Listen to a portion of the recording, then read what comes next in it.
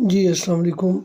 आज का जो हमारा टॉपिक है वो सिविल इंजीनियरिंग की फील्ड जो टेक्निकल इंजीनियरिंग से रिलेटेड है, जिसके अंदर हम डिस्कस करेंगे आज फोर्थ फैक्टर जो कि इफ़ेक्ट करता है बेयरिंग कैपेसिटी ऑफ सॉइल को।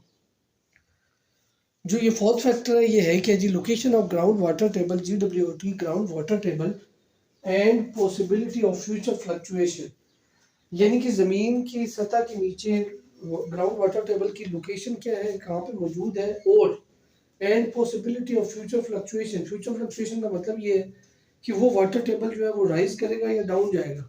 जैसे कि मानसून के सीजन में ग्राउंड वाटर टेबल जो है वो हाई हो जाता है, और आम समर सीजन में या खुश्क जो टाइम होता है उसके अंदर जो ग्राउंड वाटर टेबल है वो डाउनवर्ड चला जाता है। तो इसे कहा जाता है पॉसिबिलिटी ऑफ फ्यूचर फ्लक्चुएशन।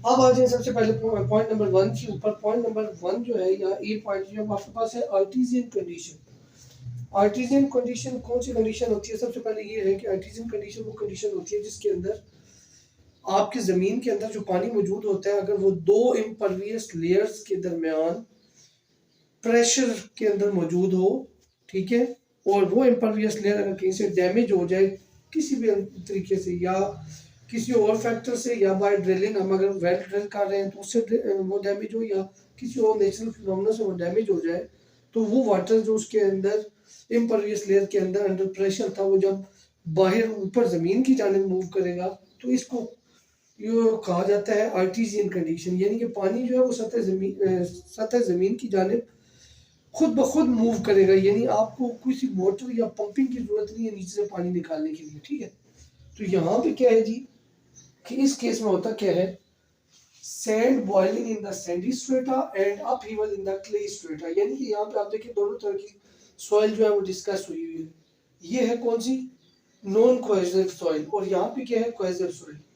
इस केस में होता क्या है, बेयरिंग कैपेसिटी हमेशा डिक्रीज होती है, डाउनवर्ड जा रहा है एरो, इसलिए ये है डिक्रीज होती है। या पिक्चर से समझते हैं कैसे, ये आपके पास ग्राउंड वाटर टेबल है, ठीक है, ये एक इम्परवियस रॉक है, ये भी इम्परवियस रॉक है, बीच में जो वाटर मौजूद है वो इंतहाई सख्त प्रेशर में। क्यों इम्परवियस है? इम्परवियस लेयर वो होती है जिसके अंदर से पानी गुजर नहीं सकता, तो इट मींस के पानी अंदर जो मौजूद है वो अंडर प्रेशर है, ठीक है, वो बाहर निकलने की कोशिश कर रहा है लेकिन ये लेयर उसे निकलने नहीं दे रही। ये हमारी जमीन की सतह है, ये हमने एक्सकवेशन की है कि हम यहाँ पे फुटिंग बिछाएंगे।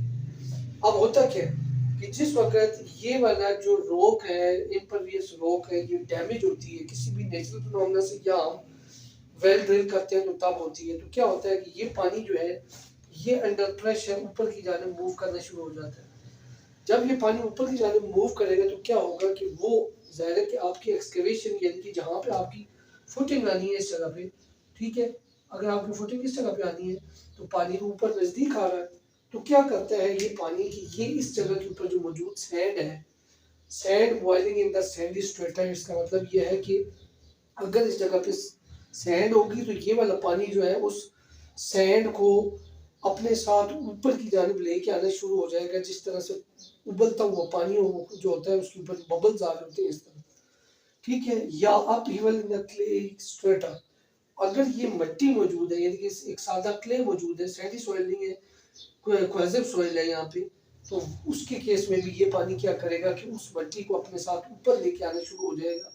तो क्या होगा, एट द सेम टाइम आपकी ये जो एक्सकेवेशन वाली जगह है या जिस जगह पे आपने फुटिंग बिछाई है ये जगह आपकी कमजोर हो जाएगी। इट मींस कि आपकी जो bearing capacity of the soil है वो डिक्रीज हुई, इंक्रीज नहीं होगी। नेक्स्ट पॉइंट आपके पास है G presence of a drainage layer. Drainage layer का मतलब ये है कि पानी का जो खराज है उसकी अगर कोई लेयर जो है आपके पास अंदर मौजूद है जमीन के अंदर, तो उसके केस में आपकी जो बेयरिंग कैपेसिटी है वो कैसे बिहेव करती है।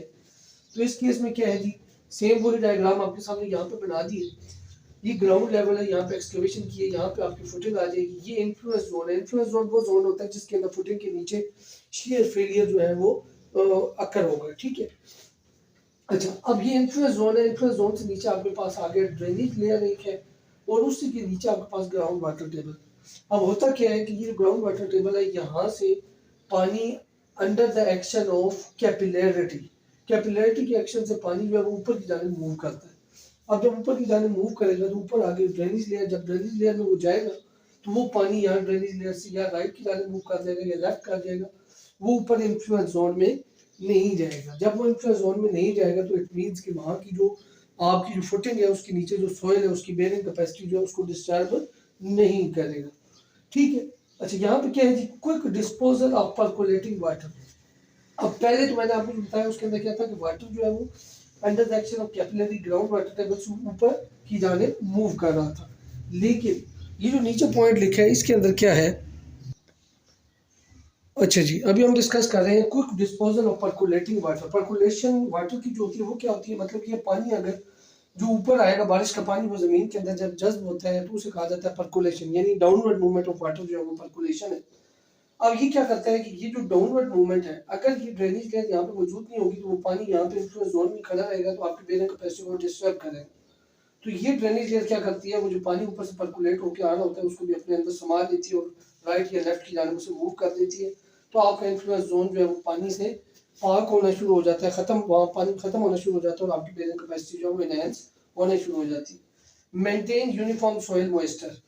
ये ड्रेनेज लेयर क्या करती है कि इसकी मौजूदगी की वजह से ये जो इन्फ्लुएंस जोन है इसके अंदर एक जैसा मॉइस्चर जो है वो कायम रहता है। देखिए, अगर फॉर एग्जांपल ड्रेनेज लेयर ना हो और पर्कुलेशन हो वाटर की या कैपिलरी के थ्रू ऊपर पानी आए तो वो पानी जो है कहीं ज़्यादा होगा, कहीं बहुत कम होगा, कहीं होगा ही नहीं। ठीक है, तो वो नॉन यूनिफॉर्म कंडीशन बन जाती है। लेकिन ये ड्रेनेज लेयर क्या करती है कि इन्फ्लुएंस जोन के अंदर यूनिफॉर्म वाटर जो है या मॉइस्चर कंटेंट जो है वो मेंटेन रखती है। ठीक है, इसके अंदर क्या होता है, आपकी बेयरिंग कैपेसिटी जो है वो स्टेबल रहती है, यानी कि इससे आपकी बेयरिंग कैपेसिटी कम नहीं होती, यानी कि जो है वो वैसी की वैसी ही मौजूद रहेगी। आगे आगे presence of impervious layer. Impervious layer और परवियस लेयर। परवियस लेयर वो होती है जिसके अंदर से पानी गुजर सकता है और इम्परवियस वो होती है जिसके अंदर से पानी गुजर नहीं सकता। अब इस केस के अंदर भी क्या होता है कि आपके सामने बेयरिंग कैपेसिटी जो है वो डिक्रीज हो रही है। डिक्रीज क्यों होती है, ये ग्राउंड लेवल है, यहाँ पे एक्सकवेशन की है, यहाँ पे आपकी फुटिंग रहेगी, ये आपका इन्फ्लुएंस जोन है जहाँ पे आपके पास शेयर फेलियर होगा। अब होगा क्या कि नीचे आपके पास ये इम्परवियस लेयर है जिसके अंदर से पानी नीचे नहीं जा सकता। जब बारिश होगी पानी ऊपर से नीचे की जानिब आएगा, ठीक है, तो क्या होगा कि ये इम्परवियस लेयर उसको नीचे जाने नहीं देगी, वो पानी यहीं पे इन्फ्लुएंस जोन में इकट्ठा होता रहेगा। जब वो इन्फ्लुएंस जोन में इकट्ठा होता रहेगा तो आपकी जो बेयरिंग कैपेसिटी है वो डिक्रीज हो जाएगी। ठीक है, क्योंकि वहाँ पे वाटर कॉन्टेक्ट जो है वो इंक्रीज होना शुरू हो जाएगा। अच्छा, उसके बाद आपके पास जो पॉइंट नंबर डी है वो है सीपेज फ्लो। सीपेज फ्लो का मतलब ये है कि पानी का जो जमीन के अंदर जज़ब होता है उसे सीपेज फ्लो कहा जाता है। इसके केस में भी आपकी जो बेयरिंग कैपेसिटी है वो डिक्रीज होती है। वो डिक्रीज क्यों होती है, क्योंकि ये ग्राउंड लेवल है, ये आपके पास एक्सकेवेशन है, यहाँ पे आपके पास फुटिंग आनी है, ये आपके पास इन्फ्लुएंस जो होना है यहाँ आपका शेयर फेलियर होना है या जो फुटिंग के नीचे आपकी जो शेयर फेलियर जोन है। अब होगा क्या कि जब पानी ऊपर से नीचे आता है तो क्या करता है कि वो पानी अपने साथ छोटे, वो सिर्फ पानी मूव नहीं करता बल्कि अपने साथ छोटे छोटे मट्टी के ज़रात जो है उनको भी बहा के नीचे ले जाते हैं। अब होगा क्या कि ये जो इन्फ्लुएंस जोन है इसके अंदर से अगर मट्टी के ज़रात जो है वो कम होने शुरू हो जाएंगे, पानी उनको बहा के नीचे ले जाएगा तो यहाँ पे ज़्यादा सुराख हो जाएंगे, यहाँ पे कम यानी कि वॉइड्स आने शुरू हो जाएंगे। वो जो वॉइड्स होते हैं उनकी मौजूदगी में आपकी बेयरिंग कैपेसिटी ऑफ सॉइल जो है वो हमेशा डिक्रीज होती है, वो इंक्रीज नहीं होती। तो ये आपके पास चौथा पॉइंट है जिसके अंदर आपको बता दिया।